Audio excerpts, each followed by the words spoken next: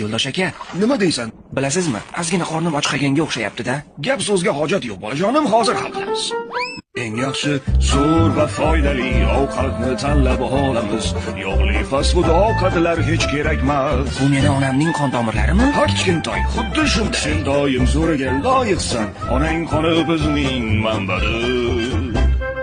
Agar ko'zingga biroz xunuk ko'ringan narsa topsang, uni onangga qaytarib beraver. Ona uchun ham biron yaxshi narsa qoldirasizlarmi? Axir u ham ovqatlanishi kerak. Shartnomamda aniq qilib yozib qo'yilgan. Faqat chaqaloqqa g'amxo'rlik qilib. Onasini boqish edi muammosi.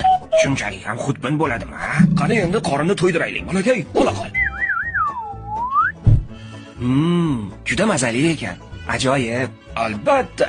Lekin endi pipi qilmasam bo'lmaydi. Xavotir olma. Hammasi nazoratim ostida. Ancha yengillashdim. Buni endi nima qilamiz? Tashvishlanma. Biz uni onangni qon oqimiga tashlaymiz. Bunga zarar yetkazmaydimi? Yo'q uka. Uni himoya qiladigan o'zini boshqa a'zolari bor. Yo xudoyim, yana ortiqcha ish keldi-yu bizga. Qanaqa ish emas, qullik bu. Bemahalda kim bo'lishi mumkin? Xo'sh, Salom, biz chaqaloqni ko'rgani keldik. kimsizlar o'zi? Biz bolakay bilan o'ynagani keldik. Qo'qtin o'rtasida-ya. Nima, meni ahmoq deb o'ylayapsizlarmi?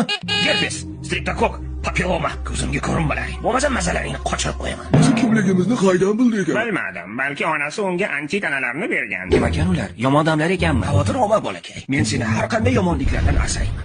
Voy, bu nima edi? To'lg'oq. Xo'sh chaqaloq, senga g'amxo'rlik qilganimdan xursandman. Endi sen tashqariga chiqishing kerak. Hamma narsa uchun rahmat yo'ldosh aka. Ketishdan oldin bitta buterbrod qilib bermaysizmi?